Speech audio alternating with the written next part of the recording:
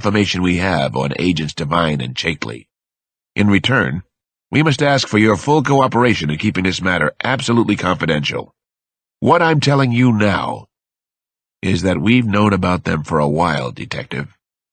We were running a parallel investigation to your own. You have my cooperation, I said, trying not to show my surprise at his news. But I'm going to have to file a report back at the department. I've already spoken to your commanding officer about the matter. Wythus brushed that little detail aside. He'd already broken my confidence. He absolutely expected me to keep his. You've been ahead of us a couple of times during the investigation. This time, maybe we were a little ahead of you. Half a step. You have a little bigger staff, I reminded him. Scores took over for Wythus at that point. He hadn't lost his touch for condescension. We started our investigation of Agents Devine and Chakely at the time of the kidnapping, he said. They were obvious suspects, though not ones we took seriously. During the course of the investigation, a great deal of pressure was placed on both men. Since the Secret Service reports directly to the Secretary of the Treasury, you can imagine what they were subjected to. I watched most of it firsthand, I reminded both FBI men. Scorse nodded, then went on. On the 4th of January, Agent Charles Chakely resigned from the service. He stated that he'd been thinking about the move long before the kidnapping anyway. He said he couldn't handle the innuendos, all the media attention. His resignation was accepted immediately. About the same time, a small error in the daily logs kept by the agents was discovered by us. A date had been inadvertently reversed. It was nothing major, except that we were checking everything about the case at the time. We eventually got 900 of our agents directly or indirectly involved, the deputy director added. I had no idea what his point was yet. Other inconsistencies in the agents' logs were eventually discovered, Scores continued. Our technical experts concluded that 2 of the individual reports had been doctored, that is, rewritten. We ultimately came to believe that what was taken out were references to the teacher Gary Sinigi. They had spotted him checking out the Goldberg house in Potomac, I said, if Sinigi can be believed. On this point, I think he can. What you've recently had confirmed corresponds to our findings. We believe that the 2 agents observed Sinigi watching Michael Goldberg and Maggie Rose Dunn. We think one of the agents followed Sinigi and discovered the hiding place in Crisfield, Maryland. You've been watching the 2 agents ever since? I asked Jerry Scores. He nodded once, just as efficient as ever. For a couple of months, anyway. We also have good reason to believe they know we're watching.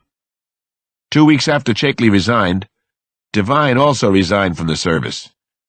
He said he and his family couldn't take the pressure associated with what had happened either. Actually, Devine and his wife are separated. I assume Chakely and Devine haven't tried to spend any of the money, I said. To our knowledge, no. As I said before, they know we're suspicious. They aren't dumb, not at all. It's come down to a rather delicate and intricate waiting game, Wythus said. We can't prove anything yet, but we can disrupt their lives. We can sure as hell keep them from spending any of the ransom money. What about the pilot in Florida? There was no way I could run an investigation down there.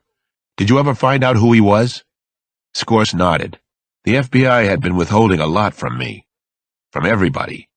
I wasn't surprised. He turned out to be a drug runner named Joseph Denyo.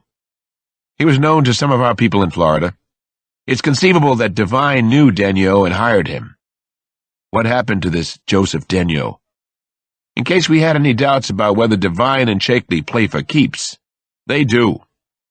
Denyo was murdered in Costa Rica. His throat was cut. He wasn't supposed to be found.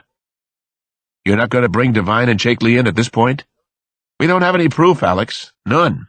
Nothing that will hold up. What you got from Sinigi cements it, but won't help in court.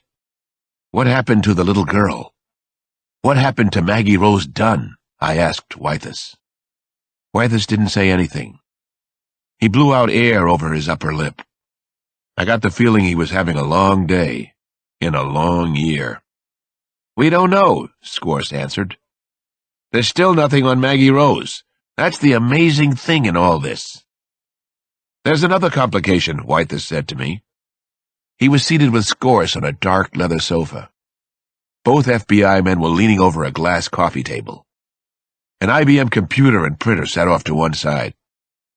"I'm sure there are a lot of complications," I said to the deputy director. "Leave it to the FBI to keep most of them to themselves. They could have helped me along the way. Maybe we would have found Maggie Rose if we'd worked together." Wythus glanced at Agent Scorse. Then he looked back at me. "Jesse Flanagan is the complication," Wythus said. I was stunned. I felt as if I'd been punched hard in the stomach. For the last few minutes, I knew something else was coming from them. I just sat there, feeling cold and empty inside, well on my way to feeling nothing. "We believe she's deeply involved in this with the two men.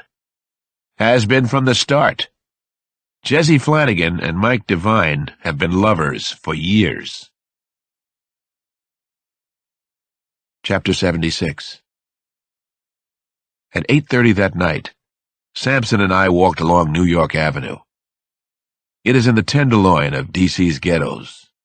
It's where Sampson and I hang out most nights. It's home. He had just asked me how I was holding up. "Not too good, thanks. Yourself?" I said. He knew about Jesse Flanagan. I told him everything I knew. The plot thickened and thickened. I couldn't have felt any worse than I did that night. Scorse and Wythus had laid out a thorough case involving Jesse. She'd done it. There was no room for doubt. One lie had led to another. She told me 100 if she'd told me one. Never flinched once. She was better at it than Soniji Murphy. Real smooth and confident. "You want me to keep my mouth shut? Or talk at you?" Sampson asked me. "I'll do it either way." His face was expressionless, as it usually is. Maybe it's the sunglasses that create that impression, but I doubt it. Sampson was like that when he was 10 years old. "I want to talk," I told John. "I could use a cocktail. I need to talk about psychopathic liars." "I'll buy us a few drinks," Sampson said. We headed toward Faces. It's a bar we've been going to since we first joined the police force. The regulars in Faces don't mind that we're tough-as-nails DC detectives. A few of them even admit that we do more good than harm in the neighborhood. The crowd in Faces is mostly black, but white people come by for the jazz, and to learn how to dance and dress. Jesse was the one who assigned Devine and Chakely in the first place? Sampson reviewed the facts as we waited for the stoplight at 5th Street. A couple of local punks eyed us from their lookout in front of Popeye's fried chicken. In times past, the same kind of street trash would have been on the same corner, only without so much money or guns in their pockets. "Yo, brothers!" Sampson winked at the thugs. He fucks with everybody's head. Nobody fucks back. Right. That's how it all started. Devine and Chakely were one of the teams assigned to Secretary Goldberg and his family. They worked under Jesse. "And nobody ever suspected them?" he asked me. "Not at first. The FBI checked them out. They checked everybody out. Chakely's and Devine's daily logs were off. That's when they became suspicious. Some watchdog analyst at the Bureau figured out that the logs had been doctored. They had 20 people for every one we had. Besides that, the FBI removed the doctored logs so none of us could find them. Devine and Chakely spotted Soniji checking out one of the kids. That's how the whole circus began? The double take. Sampson had the general rhythm of the thing now. They followed Soniji and his van out to the farm in Maryland. They realized they were stalking a potential kidnapper. Somebody got the idea to kidnap the kids after the actual kidnapping. $10 million idea, Sampson glowered. Was Miss Jesse Flanagan in on it from the beginning? I don't know. I think so. I'll have to ask her about that sometime. Uh-huh. Sampson nodded with the flow of our conversation. Your head above or below the waterline right now? I don't know that either. You meet somebody who can lie to you the way she did, it changes your perspective on things. This is very tough to handle, man. You ever lie to me? Sampson showed some of his teeth. It was halfway between a smile and a growl. "Sounds like your head's a little below water to me." "Sounds like it to me, too," I admitted. "I've had better days, but I've had worse. Let's have that beer." Sampson gave the gunner's salute to the punks on the corner. They laughed and gave us the high sign. Cops and robbers in the hood. We crossed the street to Faces. A little oblivion was in order. The bar was crowded, and would be that way until closing. People who knew Sampson and me said hello. A woman I'd gone out with was at the bar. A real pretty, real nice social worker who had worked with Maria. I wondered why nothing had come of it. Because of some deep-down character flaw I have? No, couldn't be that. "You see Asahi over there?" Sampson gestured. "I'm a detective. I see everything, right? Don't miss a trick," I said to him. "You sounded a little sorry for yourself. Little ironic, I'd say. 2 beers? Nah, make it 4, he told the bartender. "I'll get over it," I said to Sampson. "You just watch. I just had never put her on our suspect list. My mistake." "You're tough, man. Got your nasty old grandma's genes. We're gonna fix you up," he said to me. "Fix her ass, too. Miss Jessie's." "Did you like her, John? Before any of this came up?" "Oh, yeah. Nothing not to like. She lies real good, Alex. She's got talent. Best I've seen since that movie Body Heat," said Sampson. "And no, I never lie to you, my brother. Not even when I should." The hard part came after Sampson and I left Faces that night. I'd had a few beers, but I was mostly coherent and nearly dulled to the worst of the pain. And yet it was such a shock that Jessie had been part of it all this time. I remembered how she'd led me away from Devine and Shakely as suspects. She'd pumped me for anything new the D.C. police had picked up. She'd been the ultimate insider. So confident and cool. Perfect in her part. Nana was still up when I got back to the house. So far, I hadn't told her about Jessie. Now was about as awful a time as any. The beers helped some. Our history together helped even more. I told Nana the truth, straight out. She listened without interrupting, which was an indication of how she was taking the news. After I had finished, the two of us sat there in the living room, just looking at each other. I was on the hassock, with my long legs spread out in her general direction. Screaming silence was everywhere around us. Nana was bunched under an old oatmeal-colored blanket in her easy chair.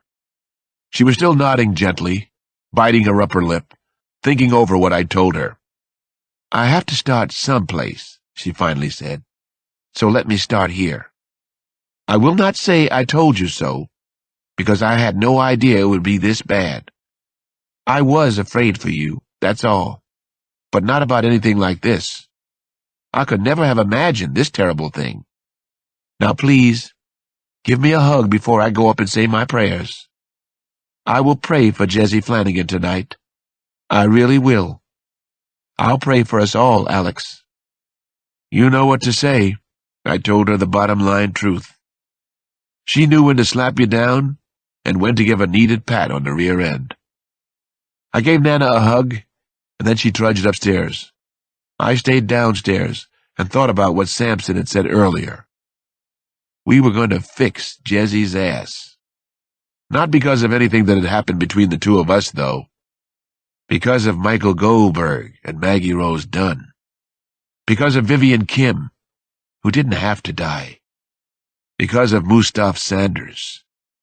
We were going to get Jessie somehow. Chapter 77. Robert Fishenauer was a supervisor at Fallston Prison. Today, he thought, that was a very good thing.